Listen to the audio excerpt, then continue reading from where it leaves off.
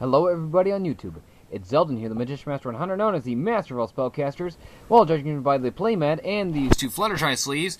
Here's my bro, Christian Dragoon. Hi everybody. So today he's going to be doing a deck profile on future card BuddyFight. Yep. And if you all have seen me do some stuff on this guy's channel quite a bit of times and such, I think a lot of people may know my deck this deck by now. But for those who do not know, this is my personal favorite deck. It's the only deck I'm currently playing in BuddyFight right now. In near future, I will be making some changes with the deck in the near future, and also I will be trying out other decks in particular. But for right now, this is my one only deck right now on me right now at the moment, and that is Jacknife Dragon World.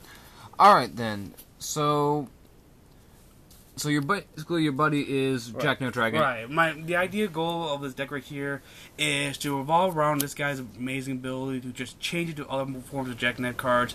Now, what really got me into the game was obviously you, of course, but what made me choose Jacknife was not only because of your ideas and such, was because I love the unique idea where, while there are creatures or monsters in the show and such that do have the ability to choose to become different forms, so to speak, but in most animes, except as Monet, who just recently came out, ignoring the Monet stuff, at the time Jacknife was first a thing, he was the unique one at a time where he was the only monster where he could actually become more than one different type of monster. Where except the only difference between those kind of cards and him, he literally becomes those different types of cards. Like if you're not just dealing with like one form of Jacknife, you're literally dealing with like multiple versions of Jacknives. Like one version you deal with Jacknife that's like really powerful but has like some weaknesses for being over aggressive, but then you have the forms of Jacknife that aren't that great when it comes to offense but make up for it by giving you like certain abilities that help your deck a little bit, such as building gauge, getting back certain cards in particular, or just allowing you to set up plays where you can punish your opponent for overextending every now and then. So Alright then, with enough said, let's talk about the deck. alright. So obviously, the deck right here is obviously Jacknife Dragon World, BuddyFight Dragon World, by Monster Jacknife. Gold rare guy, gold rare baby. Okay. I don't play in size 3 monsters in this deck because the deck is all about playing Jacknife all around. I might try out Tenbu if I get my hands on him. Oh my god, Tenbu is that I may not be a fan of Dragon World, but I will admit Tenbu is awesome. He's a beast. But anyways, back to this deck. I have done a lot of size 3s with this deck every now and then. I've done like multiple versions of them. But honestly, right now, at the moment, I think in a straight up Jacknife build, except maybe Tenbu. Once I get my hands on Tenbu, I'll do some test plays. But ignoring Tenbu, size 3s don't really coexist with a Jacknife deck really that real consistent, because with a Jacknife deck, your plays want to be either evolve around Jacknife or have Jacknife with a certain size 1 monster in particular supporting each other, or getting your Jacknife Gold Rare, which I'll get to very shortly. And it's all about getting your big plays out shortly with Jacknife as fast as possible. Okay, alright. So, to actual monster lineup, for size 2s, we have 4 copies of the original Jacknife right here. One of the great abilities of this guy right here, pay 2 he requires 1 gauge, we call it field, and by paying 2 gauge, you can get any of your other Jacknife cards from your deck to the top of him, except for Gold Ritter. I looked at the ruling, and you cannot call Gold Ritter on top of Jacknife with using Jacknife's ability. Okay, then that's good that they did that. Yeah, could you imagine? I'm gonna pay 2 gauge. I'm gonna call Jacknife Gold Ritter out of nowhere. Won't have the size 3/1 monster belong aside and such and such. Yeah. So Jacknife is just a really brutal card. And what I really like about him is, as I mentioned earlier, except for the Gold Ritters, this guy can literally become practically everything else you just saw right there of the whole entire deck, which is just insane right here. I didn't see the deck. You will see him very shortly. Do not worry. Okay. So of course your 4 Jackknives. You obviously need the Jackknives. If you can't get the regular Jackknives, this is a very good backup. I'm only playing 2 aggressors. I would like to play 4, but I only have the 2 right now. Jacknife Aggressor, he's not really as important, but he does play an important role in this deck as well. Like, what's so important about him is that every now and then you will tap deck and have situations where you draw into one of the evolutions of Jacknife in your hand, and when that happens as such, you can just call your aggressor, then do, for example, pay gauge, call like lightning on top of him, and you can proceed with your big Jacknife place right there. Now, I definitely would recommend playing 4, but I only have the 2 on me, when I pick up the other two, I'll definitely play the other two in the deck right here. I just realized something. What's that? It says Jacknife Berserker. Whatever. And this guy is just in there until I get more Berserkers or Aggressors, whatever the frick you want to call them. Okay. Next up, we play your ideal key-winning card of the entire deck, and that is 3 Jacknife Gold Ridders. 4 is too much, it gets cloggy. While this is your best card in the entire deck, it is a very high cost card to play out, but it is worth it, believe me when I say this right here. For those of you who don't know, he says, pay 3 gauge and sacrifice a Jacknife card that has at least 3 souls, and while your life is 5 or less, when you do, he's actually a monster that acting... Now, I know Heroes World does this, but at the time this guy was out, he's pretty much the first card that allows you to become an item monster. It's a size 3 item monster, so once you bring him out, you can't have other monsters. He's 5,000, he's 10,000 attack and defense with 5 critical, which is amazing. And the ruling about him is... Yeah, the ruling about him is when you attack into him, when your opponent attacks into you, his defense applies. So you don't have to attack by link attack in order to get through him. But when you attack by link attack, you only take the 2 damage thanks to his ability. And in order for you to get around him is again get over his defense. And even if you do get over his defense, most likely it's only going to be by link attack, and you're only going to take 2 damage. So he's great offense, great defense all around. Also, he has penetrate to perfectly balance it all at once. So he is just a devastating beast on his own. 4 is too cocky. 2, you're never gonna see too much. Same thing with 1. Don't get me started with 1. 3 is just fine. It keeps you perfectly balanced.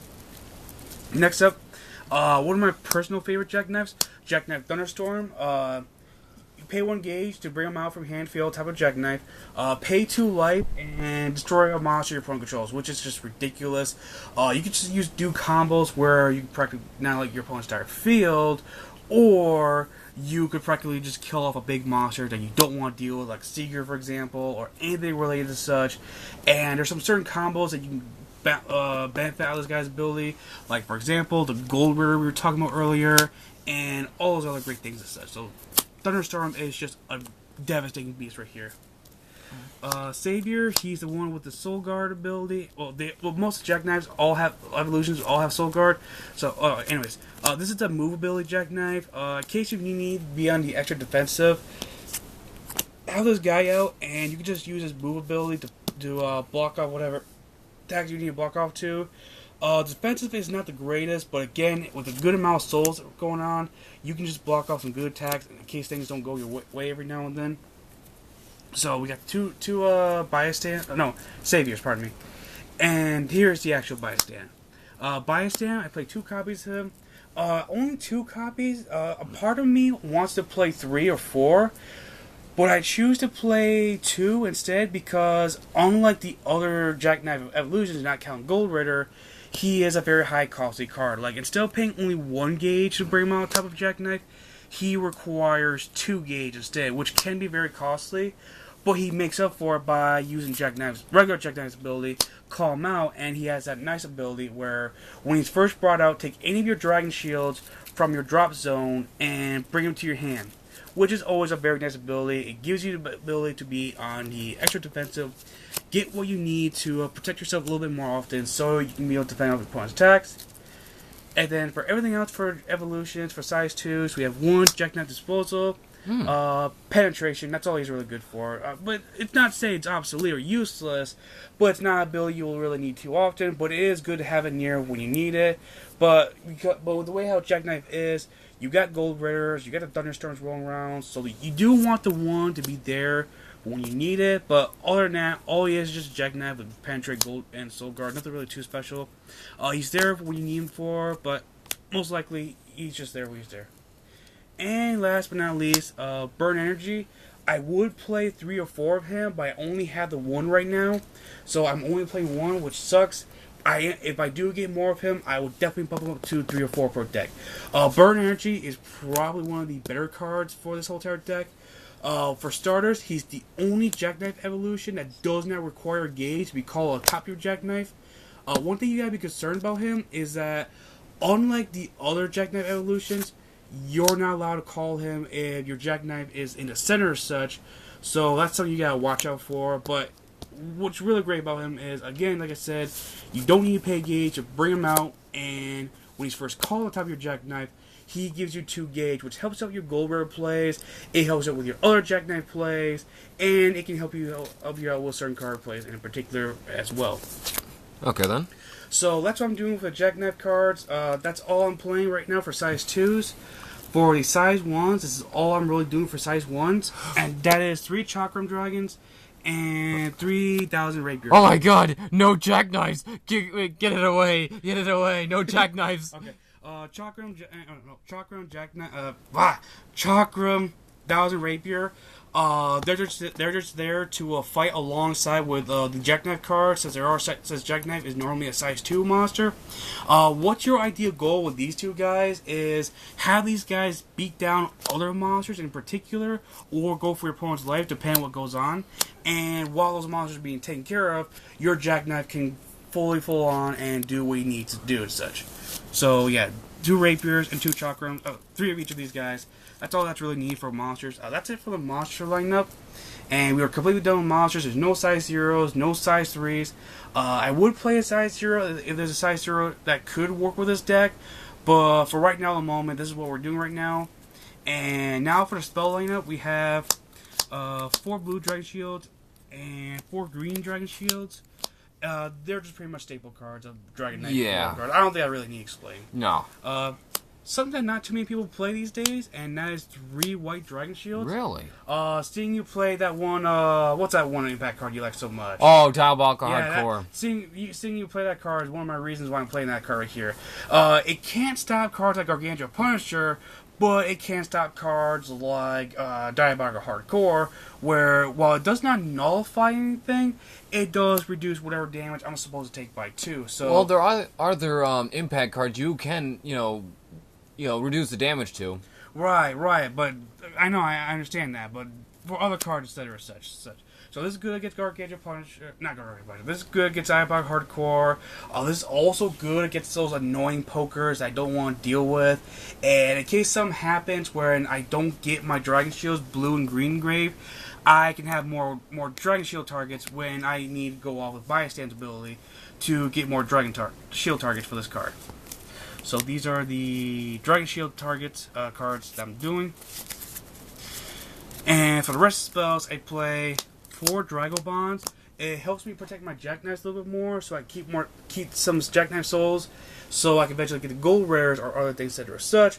Also, what I really like about this card is not only it prevents the destruction of my Jackknife cards, it also, after I save this card, if it resolves, I get 2 life, which is always a bonus right there. Okay, then. Okay. 2 Bravehearts. I would play 3 or 4 if I could, but I only have 2 right on me right now. Understandable. Braveheart is just pretty much a reinforcement of the army for Jackknife and Yu-Gi-Oh term. Pay 2 gauge, get any Jackknife card from my deck to my hand. That is really great. Does that count for Gold Ritter as well? Yes, even Gold Ritter. So say if I have all the cards I need set for my Gold Ritter plays, I top deck into this card, I can be like, oh hey, guess what? I conveniently have 5 gauge, less than 5 life, and a Jackknife card that has 3 souls or not, whatever. I can play my Braveheart, search out Gold Ritter, and boom, I get Gold Ritter right on the board, just like that quick. And just like Braveheart, I only have 2 copies of this card. If I have more, I'll definitely play more. That is 2 copies of Jackknife Gift. It has 2 effects. Pay 1 gauge, and then you can do 1 or 2 things. Either put a Jackknife card from your drop zone in the soul of another Jackknife card, which pretty much allows you to build more souls, so you can eventually get to more Jackknife plays, or so you can bring on your Gold Ritters easier. Or you can also use a card where if you have Gold Ritter, you can, I believe, draw a card and gain 3 life. So wow. This is definitely very good when you get a Gold Ritter on the board. So get your Gold Ritter on the field, play this, get a free draw, well, sort of free, get a sort of free draw, and 3 life out of nowhere. So you bump your life from 5 to 8 life. A Gold Ritter, when you have less than 5 life, is hard enough to load. Try dealing with a Gold Ritter player who has 8 life or more. So, yeah. Yeah. So that's why I want to play more of this. But if you don't get your gold rares out, it's not a big deal. This is always good to build your Jacknife souls, so you can obviously be that much closer to getting gold rares out, or you can also use this card to build your souls of your Jacknife so you don't lose your Jacknife down the road. Okay, 2 Dragon energies. That's all. That's really Dragon energies. That's all that's really needed. You already got some good cards. It's gonna give you some more gauge, especially once this deck gets more burn energies. So the only 2 is all really necessary. And then 2 Dragon Grimoire, really great card. Pay 5. If I have less than 5, no, I don't pay. If I have 5 or less life, I discard my entire hand and draw 3 cards. This is definitely very good during late game, because I normally use this card when I have no cards in my hand, or if I'm desperate and I can't do anything else. Use this card to draw the 3 that I need.